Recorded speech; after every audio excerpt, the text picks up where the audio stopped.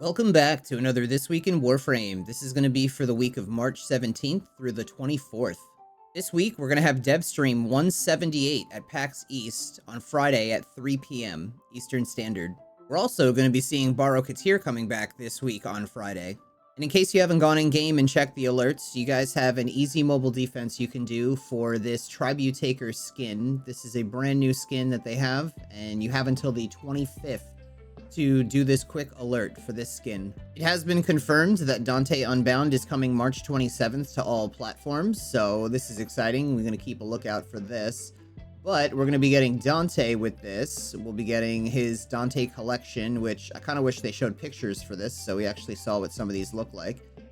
We also have new challenges here, being the Antrati Disruption, which they mentioned is going to be a little bit different than normal disruptions, but either way, looking forward to it. We also have the Deep Archimedia, and it seems like the way they set this up, it's really going to be more so for endgame players. We're also going to have the Steinex Nipple Collection, as everybody on the dev stream was just calling out his nipple tassels. I'm noticing his shield even looks like it has a nipple pointing on the end of it too. And I'm a little surprised they didn't make his crotch look like a nipple, being that there's plenty of other Warframes in the game that have that kind of look to them.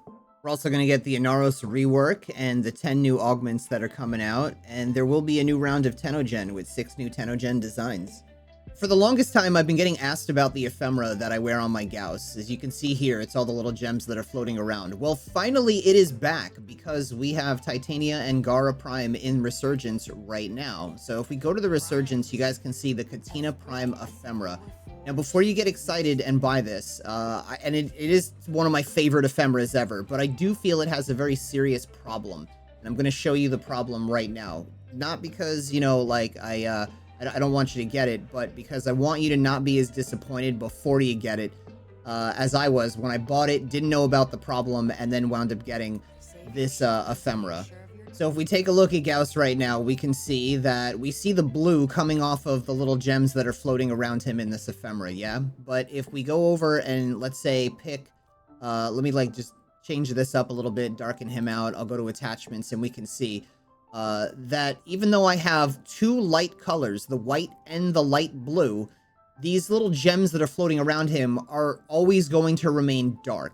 And it's not because his skin is dark or any other reason, it's just, that's just how they designed it. If I change this to, like, let's say a pink or something, we can see it doesn't really do anything. And if I change this to, like, you know, also a bright pink or whatever, it's still, the gems are just dark, and it's just the energy that's coming off of them, which I think really sucks, and I just want you all to be prepared for that, that if you were thinking, oh, I'm going to have this ephemera with, like, bright colors around it, because that's initially what I was thinking.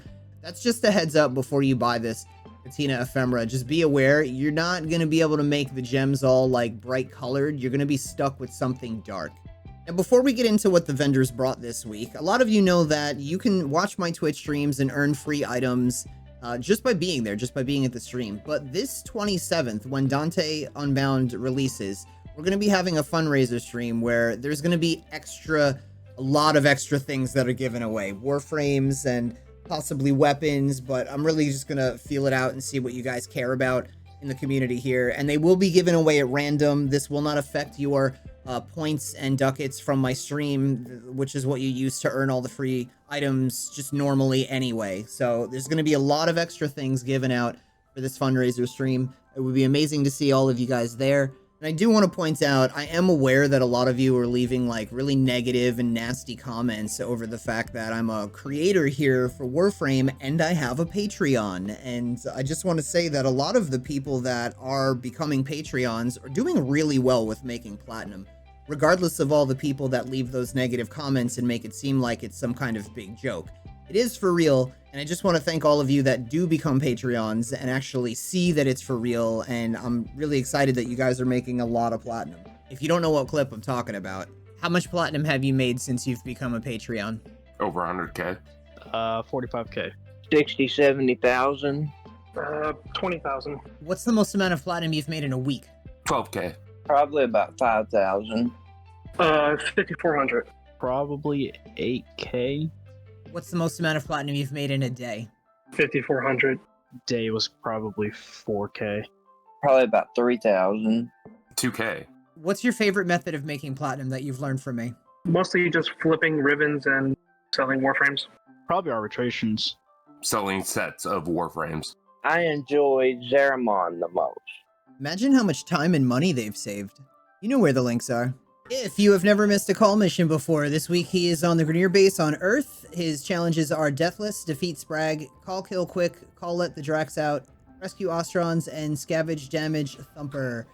Chipper this week, if we check out his inventory, he's got an Amber Archon Shard, which, yeah, we're not going to have to come back here too much more moving forward because he's not going to have Archon Shards soon. But him having an Amber means that we have a Crimson Archon Shard from the Archon this week, which is Amar, and they have a Spy, Defense, and a Showdown. We check out the events. We got Thermia Fractures with another 4 days. The alerts, here's your reminder to do the weekly Maru Ayatan treasure hunt because it's easy and why not. Steel Path this week, we're looking at Exterminate, Excavation, Rescue, Disruption, and Assassination. That's for today. Invasions, the only thing we have is a Daravandal Receiver versus a Sheev Hilt. And the sortie today was a Hijack, an Exterminate, and a Mobile Defense. If we take a look at Nora, we're going to get our usual permanent weeklies of kill 500 enemies, complete 15 missions, and kill 30 Eximuses. And then we also have kill a Tusk Thumper Doma in the Plains of Eidolon, complete an Arbitration mission, complete 1 mission with only a single pistol and glaive equipped, complete 3 scans for Cephalon Samaris, kill 200 enemies, and kill 150 enemies with cold damage. If we look at Nora's items this week, we're going to see that she has Bursting Mass for the Mutilus Quanta, Rifle Scavenger Physique, Sniper Scavenger, and Exposing Harpoon for the Harpek.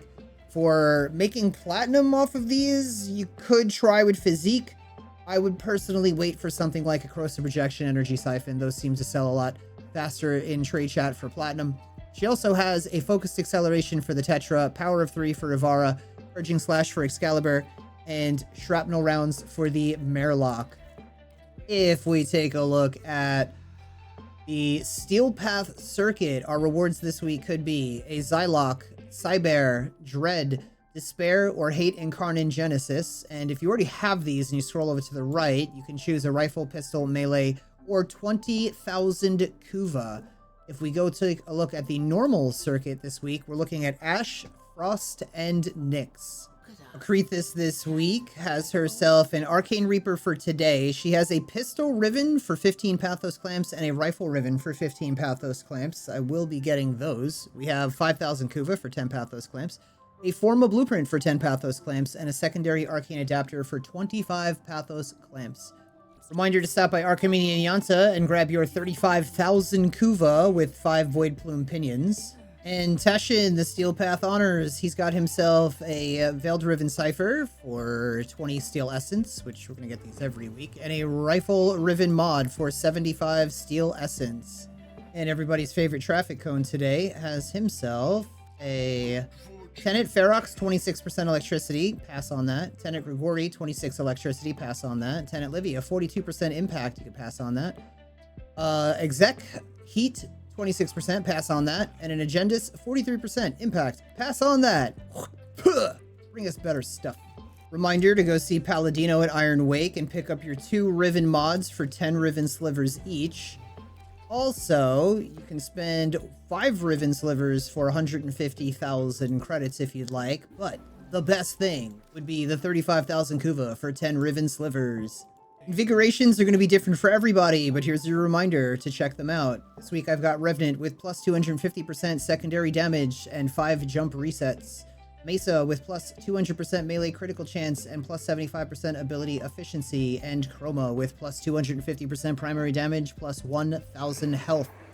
And that about wraps it up for this week in Warframe. Like, subscribe, do all those wonderful things, leave comments, tell me about your week, and whatever it is you're working on in Warframe. Anyway, remember, wrap your finger before you kiss your Dirt Star.